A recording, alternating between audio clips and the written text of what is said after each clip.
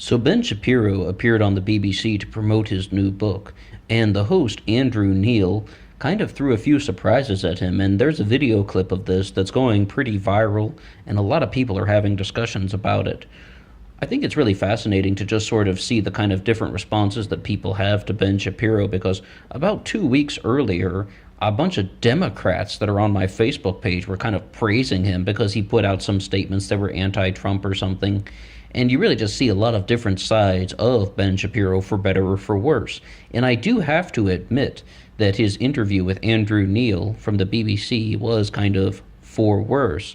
But the thing is, I noticed all of the comments that people were writing were just like, oh, he got owned, he got destroyed.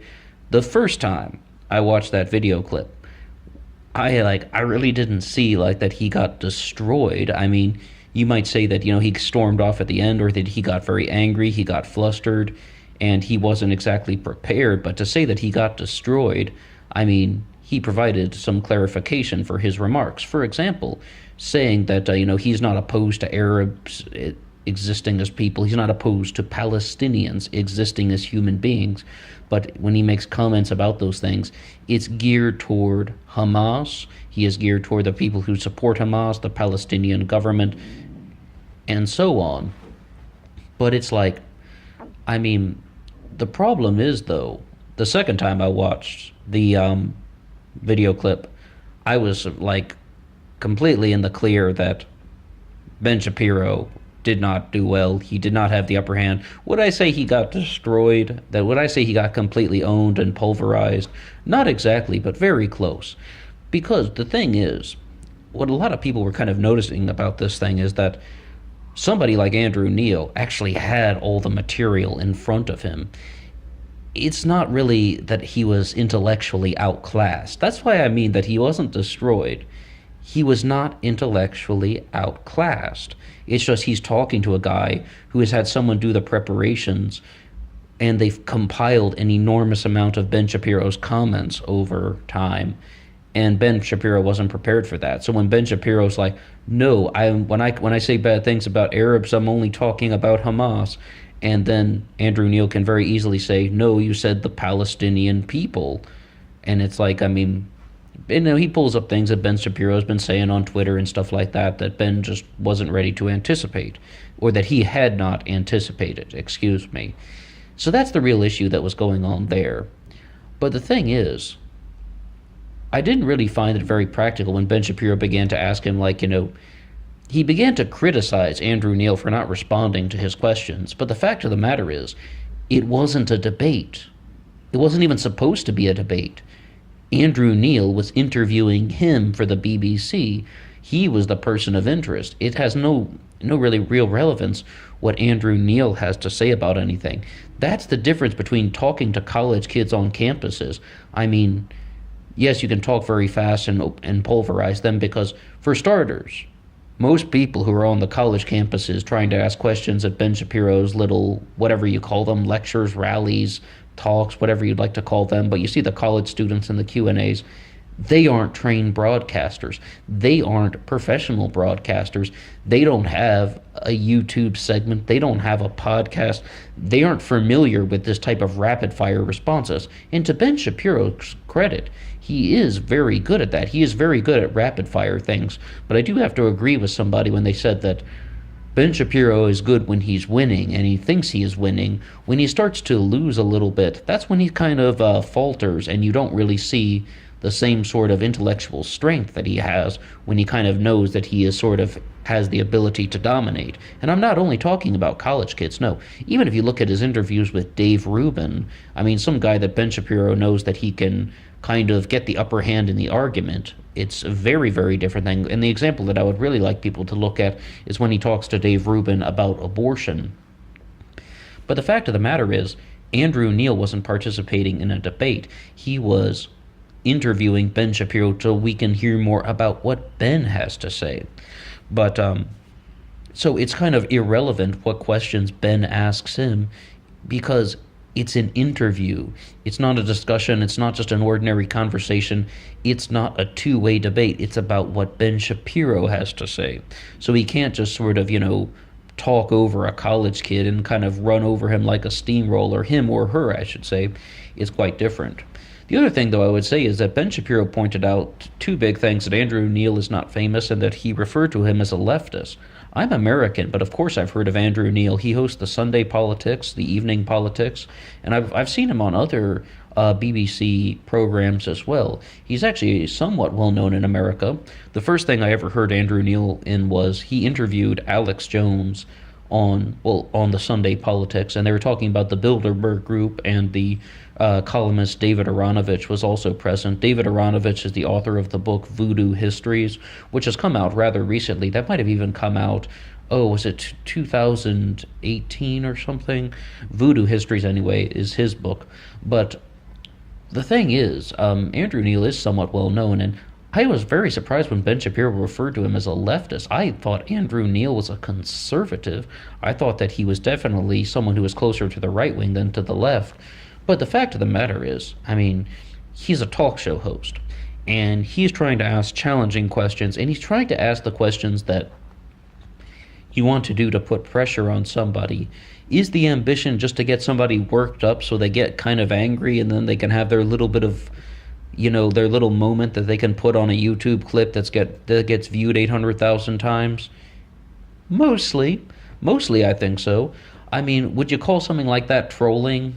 A little bit, but also at the same time, where would we be if the interviewers cannot ask the tough, challenging questions? One of the absolute largest things that people say about MSNBC and Fox News and CNN is that they don't ask the tough, challenging questions, or they don't put pressure on people. But a lot of people are responding, like in the comments section. I watched in a few other videos about this interview with Ben Shapiro and Andrew Neil.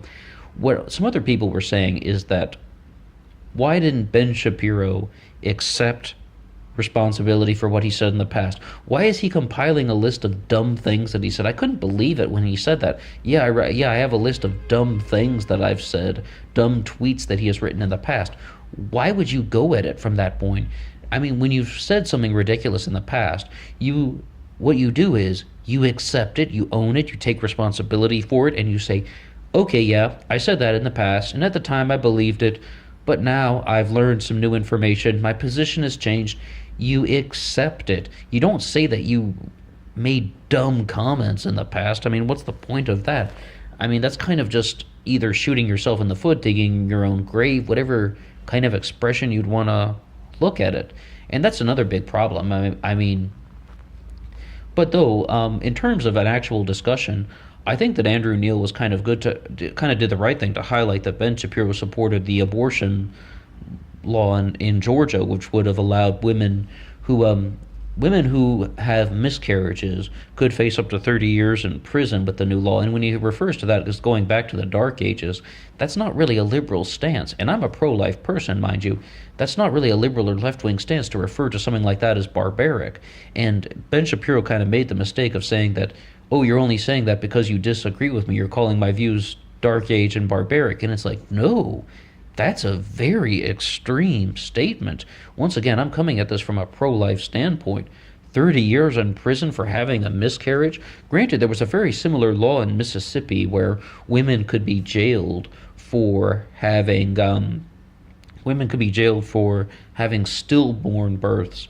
I mean, these things happen in various places around the Deep South and perhaps in the Midwest too, and it's bad.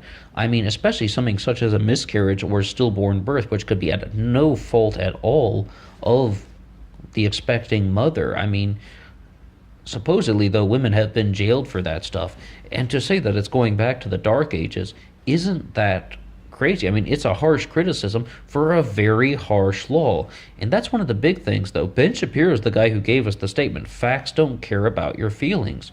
Guess what? That's a very harsh law. And to say that it's going back to the Dark Ages is not so far out. I mean, did things like that not happen in the Dark Ages? So the fact of the matter is, I think we've really learned some insightful things about Ben Shapiro. I mean, granted, once again, I do commend him on his intellect. He is not a dumb guy. He is actually very good at kind of presenting information. But what you get to see in a video clip like this is just sort of that you get to see that somebody is trying to bring up the past. And when someone actually has the information in front of them, when someone actually has the resources to kind of pull up in writing what you've said in the past, imagine if that were you, though. Imagine if that were you, like you're talking to your friends, and then they're able to pull up, wait a second, no, on June 14th, 2009, you said this, and they give you a verbatim quote, and they just had all of that right in front of you, like in like a little manila folder or something like that, then you would probably have a very tough time conducting conversations. But though I would say though that the problem though with kind of Ben Shapiro's platform, while he is an intelligent person, is that he kind of pollutes it in an extreme way, such as making comments about Arabs want to live in open sewage and then clarifying that he only means Palestinian Arabs want to live in open sewage. If you want to criticize Hamas, go ahead. If you want to criticize terrorists, go ahead. If you want to criticize ISIS, go ahead. But once you start lumping in all of the Palestinian citizens with that gets a little problematic. And the only people that are going to be supporting that are people who have very discriminatory viewpoints. So from the get-go, we're off to a bad start. I mean, once you sort of see he's polluting his material to make it more extreme, to attract extremists, not only to get, just overall viewership, but definitely to attract extremists.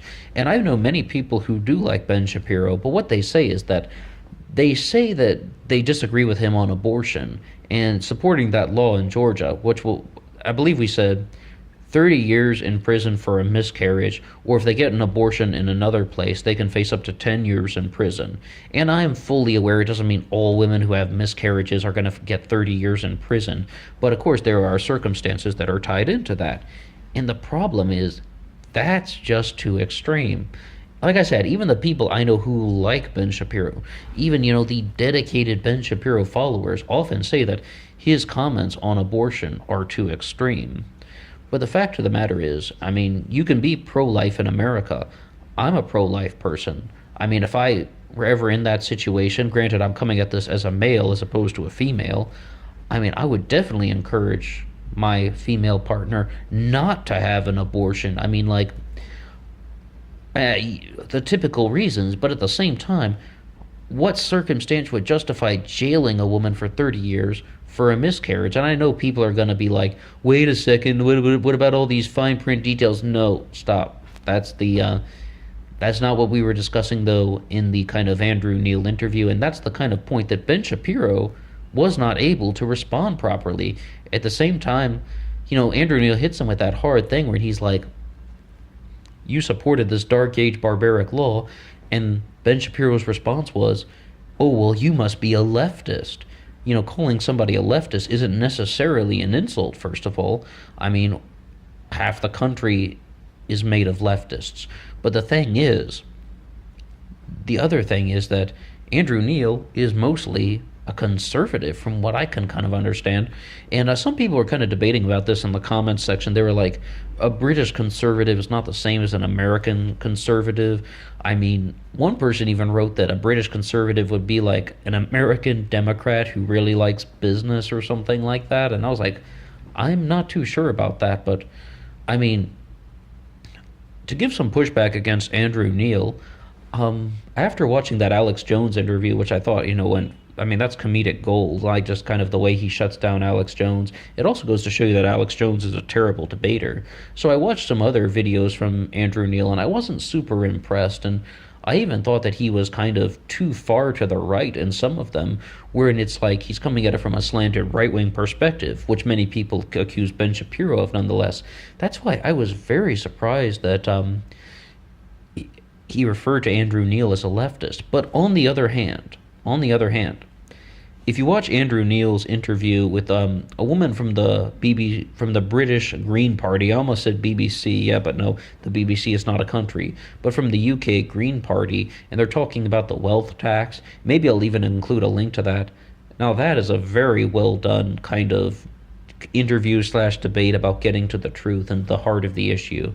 That's a little more impressive. So, I mean, once again though, just because someone is kind of using a very strong stance against you, calling them a leftist isn't the best answer. And when someone is kind of bringing up old material from the past, that's not necessarily a bad thing. I mean, Ben did say those comments, so why can't he have more accountability for it? Anyway, it was a very entertaining interview. I mean, all the same, Ben Shapiro and Andrew Neil, host of the Sunday Politics and some other things on BBC. Until next time.